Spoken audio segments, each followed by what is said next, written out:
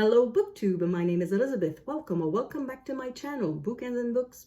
We are in the last days of June, and that means it's the end of the second quarter of Historathon 2023. This is a year-long event hosted, among other people, by Vin from Revenant Reads, and we are invited to read non-fiction history books.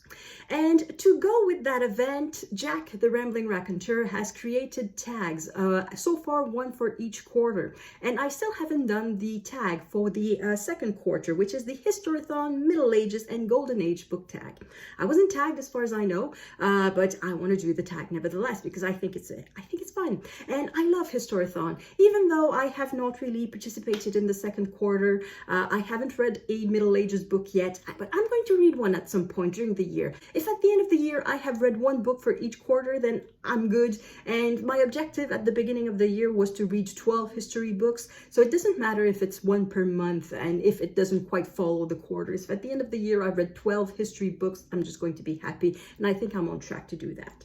So without further ado, the tag. So of course I'm reading it from my iPad. I think I'm going to put it there, just near the window, because I have books to show you. So prompt number 1, the Holy Roman Empire. Name a book that has a title or first sentence that is a lie. Because yeah, the Holy Roman Empire wasn't holy, wasn't Roman, and was barely an empire. So I have this for you. This is A Short History of Indians in Canada by Thomas King. Now that is a rather straightforward title. It's rather short. It's a history of Indians, right? No, it is not. That's where the lie is. This is a collection of short stories. And if you want an actual short history of Indians in Canada by Thomas King, you have to read his book titled The Inconvenient Indian. That's a non-fiction. This is fiction. So I think it's rather, it's a misleading title. You have to read the small print, stories and not history. Question number 2, the Mayans. What is your favorite month of the year for reading? All months are good for reading. I don't want to give the boring answer, but at the same time, it wouldn't be true if I was saying a month in particular, like July or September. I love to read all year long, but it's true that I read differently. During the summer, I read outside. I read on my balcony, I read at the park, because sometimes I go to a cafe that has air conditioning because I don't have air conditioning and I'm starting to sweat. But yeah, I read differently in the summer, but I cannot say that I prefer that to reading home in that chair just over there. Every month is good to read, so I don't have a good answer for that one. Question number 3, the Pāla Empire. Name a book or writer that marked the end of an era. And for that, I'm going to give you the school answer. This is something we learned in school, and it's something that I sort of witness, I guess. So this is The Outlander by Germaine Guévremont, and this is probably my favorite book of all time. And this was published in 1945, and the reason it represents the end of an era, it's because it's the last great novel set in the countryside in French-Canadian literature. Starting in 1945, there was 2 major books that were published that year in French-Canadian literature. There was The Outlander, and there was The Tin Flute by Gabriel Leroy.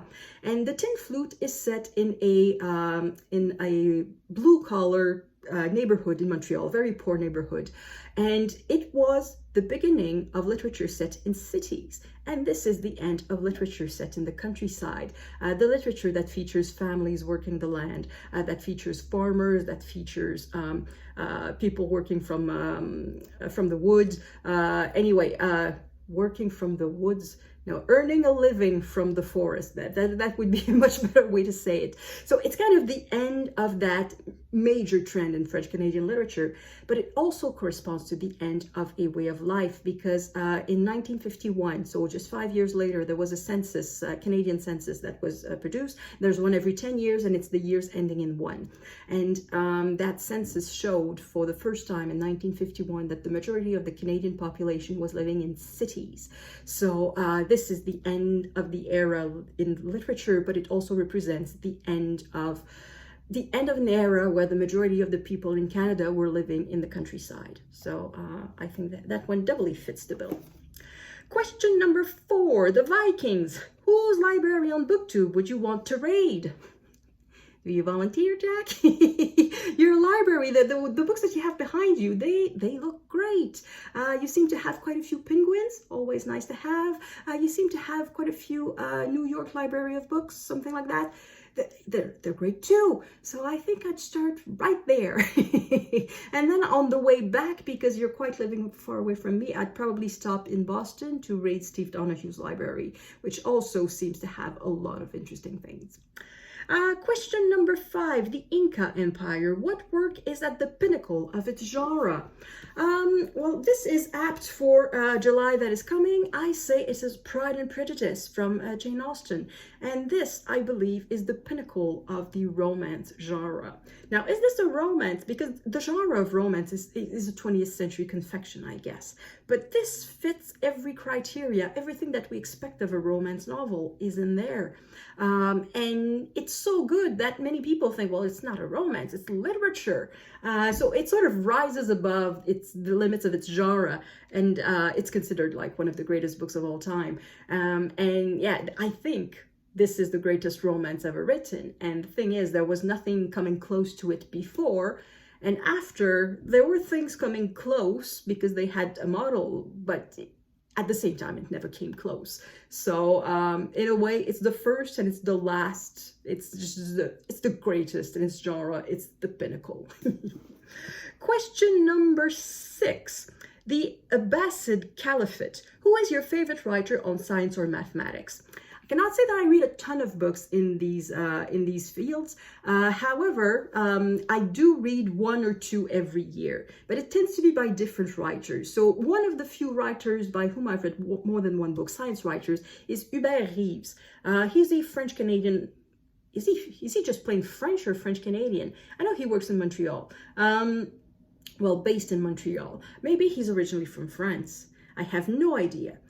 Anyway, he is a cosmologist and he writes about the universe in general. And in later years, he has also focused a lot on environment. So he is a great communicator. He has a great way of making complex concepts, presenting them in a very simple way that are understood. So yeah, I don't know how many of his books are available in English, but I know this one is. I'm going to leave the titles in the description box, as I always do, or as I do most of the times when I have time, and you can check him out for yourself. Question number 7, Byzantium. Name a work that you couldn't stop reading despite it being confusing. I cannot say that I'm very often confused when I read books, so I did not have many choices, but I found one that confused me somewhat. This is Underground by Haruki Murakami. Now, this is not a work of fiction. This is a work of nonfiction. In the 1990s, I forget the date, I think it was 1995, there was a terrorist attack in the metro in Tokyo by a religious sect that was really weird, and they had created this sort of poisonous gas that was formed in the form of liquids, and people just brought pouches of this liquid in the metro, and they punctured it with their umbrellas, and then some gas would emanate, and many people died, and even more, a greater number were injured, some severely, some permanently, by the effects of this gas. And what Murakami did is that he went to interview people who were the victims of the terrorist attack or family members of the victims. But the problem is that I didn't really know the details of this attack before I started reading the book. There's a map of the metro and that's it. For the rest, there's no explanation giving an overall idea of what's going on.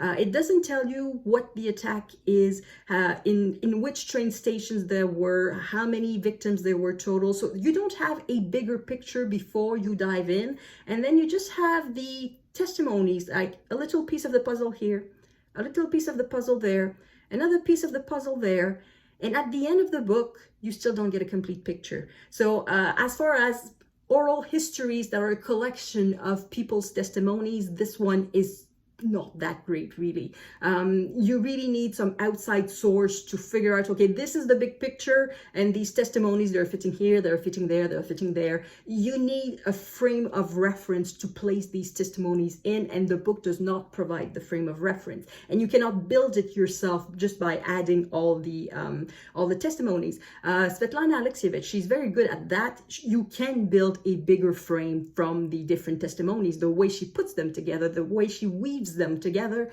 You can see the bigger frame, and you can see the bigger picture being painted. You don't need to know the details before you start reading it. But here I could not figure out the bigger picture, and I could not Google it because I was on a plane. I bought this book at the airport in Tokyo before I left, and I had nothing else to read, and I could not Google any information. So I kept on reading despite being a little bit confused. Not entirely, but some details were lacking. So yeah, it's on its own, it's not the best. Perhaps with the Wikipedia article on the event, it could probably help understanding it more. So I think this is more a complement book. It's not just to be read on its own. Question number 8, the Song Dynasty. What culture from 500 to 1500 CE are you interested in learning more about? Once again, I'm going to give the boring answer. All of them. I think one of the reasons why I haven't read a book for the Middle Ages yet is that I'm not that interested in the Middle Ages. I think history becomes much more interesting starting in the 15th century. Well, the 15th century, the 1400s is rather interesting, but in the 1500s and then 1600s, and then as you move closer to nowadays, I think perhaps because we have more sources, I think it's more interesting. So I'm going to take the boring answer and say all of them. But perhaps a bit more, I would like to learn more about Asia, more about the Muslim world, and more about China, Japan, and Far East Asia, because I know even less about these cultures than other European cultures or even American cultures of the time. Number 8. No, that was number 8. Number 9, the Pāla Empire. Name a book that helps readers appreciate the cultural heritage of Africa. Well, Jack, you have a talent for poking at places where I am not well read.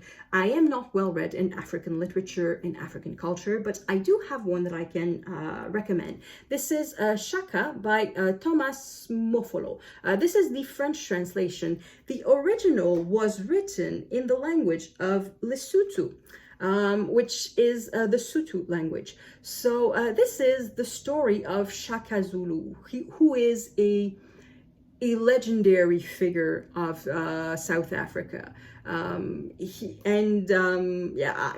can only invite you to read more about him. So this is a novelization of his life. It is not a biography, it's a novelization. And I think it helps understand where that part of Africa was at the time. So Shaka Zulu lived from 1786 to 1828. So he basically had to try to fight the British while they were trying to build their empire.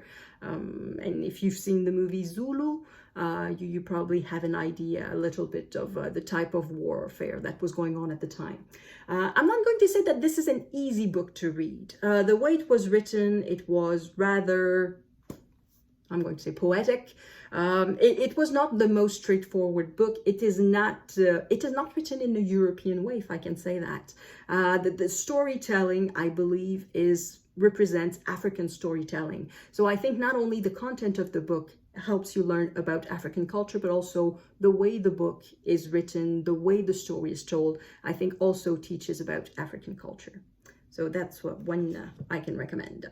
And then finally, question number 10, another one for which I don't have a good answer. The Merovingians. What is your favorite pop culture reference to this period? And I don't have a good answer. I'm just going to say Robin Hood. I think he's a wonderful character, and I particularly like the Robin Hood of Errol Flynn, the 1938-39 movies, and the spoof of the 1990s, Robin Hood's Men in Tights with Cary Elwes, which was a spoof of the Errol Flynn movie, but also of Kevin Costner's movie, which had come out just a few years earlier. Yeah, I really like that spoof. It was really funny. So I'm just going to say Robin Hood. It's a bit boring, but I cannot think of any other pop culture reference. I'm sure there are plenty. I'm sure there were plenty of Viking references, and I'm sure that there are plenty of other references, but for some reason that's the only one I can think of, so I guess it's my favorite.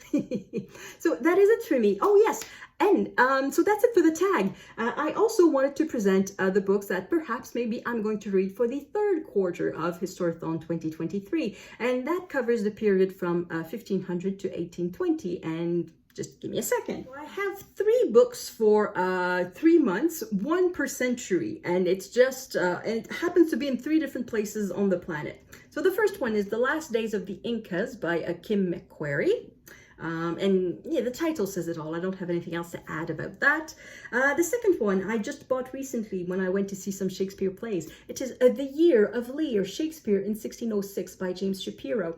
And this book won the Baillie Gifford Prize this year. So that is a prize for nonfiction. And what was special about this prize is that the Baillie Gifford panel of judges decided to choose not among the books that were published last year, but among the past winners of the Baillie Gifford Prize. So this is the winner of winners. So it's supposed to be one of the best nonfiction books written in the past 25 years.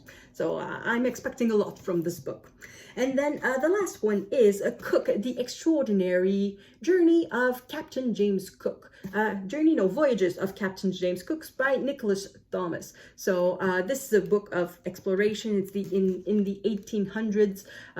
Captain Cook went around the world. He was an excellent cartographer, so he's one of the first to actually draw accurate maps of the Pacific Islands and the lands that you encounter when you navigate around the globe, and of the southern seas, as they called it.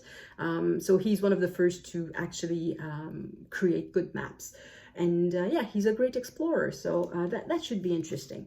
So these are the 3 books that I perhaps maybe could read in the 3 months that are upcoming. And so that's it. So that's my Historathon 2023, the tag, and my TBR pile of possibilities. So thank you everyone for watching. And now I sort of realized that I've said so I don't know how many times in the past couple of minutes. Let's not count this. So thank you everyone for watching, and I will see you in the next video. À la prochaine!